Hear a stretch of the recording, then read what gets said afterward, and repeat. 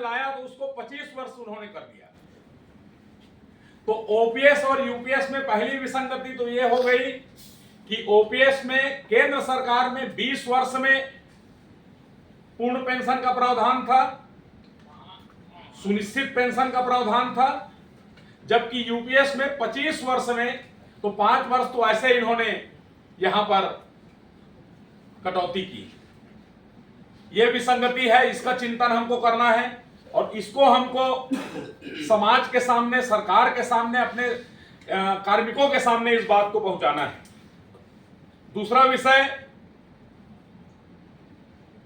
OPS में हमारा जो जमा राशि है, ओपीएस में जो राशि जमा होगा उसका हमको ब्याज सहित, जब हम रिटायर होंगे, सेवानिवृत्त होंगे, तो ब्याज सहित राशि मिलेगा। लेकिन यूपीएस में एनपीएस की तरह ही राशि कटौती होगी, लेकिन वह राशि रिटायरमेंट के बाद कितना दिया जाएगा इसका यूपीएस में प्रावधान इन्होंने नहीं किया। पूरे कैबिनेट के आप उसको पढ़ेंगे तो एक जगह उल्लेख मिलता है कि 60% अपनी राशि, अपनी कर्मचारी खुद के अंशदान की राशि का आहरण कर सकता है। इस पर उन्होंने स्पष्ट नहीं किया कि हमारा जो कटौती होगा वो राशि हमको मिलेगा कि नहीं। ये यूपीएस में विसंगति है, इसको हमको सरकार को बताना है। ग्रेजुएटी का है, ग्रेजुएटी में 25 साल जैसे इन्होंने सेवा किया, तो 25 साल इन्होंने सेवा किया तो 25 साल का आधा 12.5 माह का वेतन जब हम सेवानिवृत्त होंगे, उस समय जो हमारा वेतन होगा महंगाई भत्ता सहित, उस वेतन का 12.5 गुना इस 25 साल के ही नियम से ग्रेजुएटी मिलेगा। लेकिन इस सरकार ने कहा कि अधिकतम 6 माह आपको एकमुश्त राशि दी जाएगी। ग्रेजुएटी नहीं कहा उन्होंने, एकमुश्त राशि दी जाएगी। तो ग्रेजुएटी में भी उन्होंने कटौती कर दी। हमको इस विषय का चिंतन करना है, लेकिन इसके साथ साथ जो हमारा मांग था कि हमको रिटायरमेंट के बाद पेंशन मिले, पूर्ण पेंशन मिले, तो उस पर उन्होंने यूपीएस में प्रावधान जरूर किया है कि पेंशन उसी समान मिलेगा जैसा ओपीएस में मिलता है। फैमिली पेंशन उसी समान मिलेगा जो यूपीएस में मिलता है।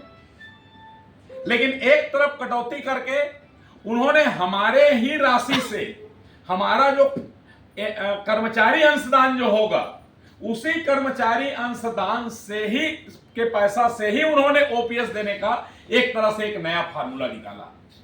आज सबके राय से जो निर्णय यहां पर आएगा उसमें हमको हुबहू ओपीएस चाहिए और आप उसको यूपीएस का नाम, मेरा विचार है, निर्णय आप सब मिलकर लेंगे कि यूपीएस सरकार देना चाहती है, दे। सरकार चाहती है कि उसके एनएसडीएल में, पीएफआरडीए में कर्मचारी अंशदान का पैसा लगे।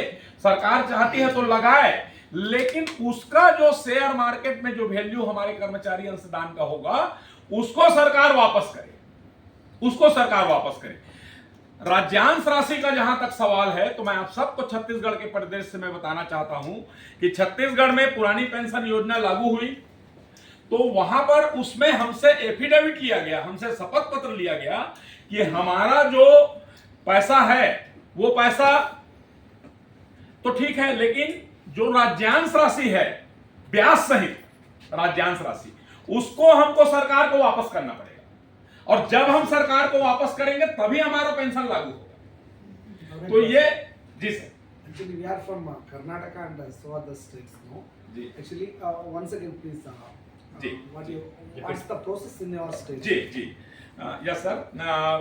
ओपीएस में, छत्तीसगढ़ में ओपीएस में ये प्रावधान हुआ कि हमारा राशि कटौती हुआ है एनपीएस में और राज्य सरकार का भी राशि कटौती हुआ है, दोनों ब्याज सहित।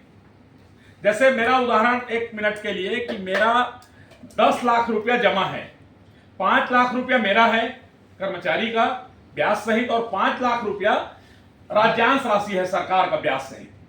तो 10 लाख रुपया जब मुझको मिलेगा तो मैं वो 5 लाख रुपये को सरकार को वापस करूंगा, सरकार के खाते में जमा करूंगा। किसका पैसा? राज्य सरकार के पैसा, इनका पैसा राज्य सरकार का पैसा राज्य सरकार को वापस चला जाएगा। ओके। उसके बाद ओपीएस, आपका कंट्रीब्यूशन, हमारा कंट्रीब्यूशन जो है एनपीएस का, हमारा कंट्रीब्यूशन जो एनपीएस का नियम है उस एनपीएस के नियम के तहत होगा। मतलब जैसे हमारा जो एनपीएस में जो नियम है कि 60% राशि कर्मचारी को मिलेगा, 40% राशि का एन्युटी क्रय करना पड़ेगा। 60 हमारा जितना राशि है 60% राशि कर्मचारी को मिलेगा, 40% राशि का एन्युटी क्रय करना पड़ेगा। एन्युटी क्रय को ही शेयर मार्केट में लगाया जाता है, और जो एन्युटी जो हम 40% राशि को हम जब शेयर मार्केट में लगाएंगे तो उसमें जो शेयर मार्केट से, अब उसमें क्या है कि जैसे हमारा जिसका जितना कम पैसा है, जैसे हम 5 लाख रुपया लगाए उसमें शेयर मार्केट में, तो हमारे यहाँ छत्तीसगढ़ में मैं बता रहा हूं ऐसी स्थिति बनी कि 1000, 1200, 1500 ये पेंशन एनपीएस में बन के आना शुरू हुआ। तभी तो किसी कारण तो एनपीएस का विरोध प्रारंभ हुआ ना, जहां एनपीएस कर्मचारी जब रिटायर होते गए और उनका जब पेंशन दिखा, भाई ठीक है जिसका 50 लाख जमा होगा उसका कुछ ज्यादा होगा, लेकिन है नहीं, तो पैसा कम है, तब समझ में आया कि नहीं ये तो एनपीएस में पेंशन है ही नहीं, पेंशन इसमें मिलेगा ही नहीं। यहीं से तो एक माहौल बनना शुरू हुआ पूरे देश में कि भाई एन्युटी क्रय आपको 40% का करना ही पड़ेगा। अब उसमें भी क्या नियम था, इसमें भी देखिए, इसमें एनपीएस में नियम था कि 40% एन्युटी हम क्रय किए, हमारे कोई कर्मचारी है उसके निधन के बाद एक्सपायर होने के बाद उसके जो नामिनी है, जो नामिनी है उस नामिनी को भी वो पेंशन मिलेगा, चाहे 1000-1500 का हो, वो नामिनी को मिलेगा। जिस दिन उसका नामिनी का डेथ हो जाता है उस दिन उसका जो बच्चा है, उसका जो पुत्र पुत्री है, उसको 40 पैसा लेकर के यूपीएस में भी हमको देना पड़ेगा। ओपीएस में भी हमारा पैसा कटौती होता है, लेकिन ओपीएस में जो हमारा पैसा कटौती होता है उसका हमको ब्याज सहित हम रिटायर होंगे तो हमको पैसा मिलेगा। यूपीएस में ये इन्होंने चालाकी की है, इस विषय को हमको पकड़ना पड़ेगा।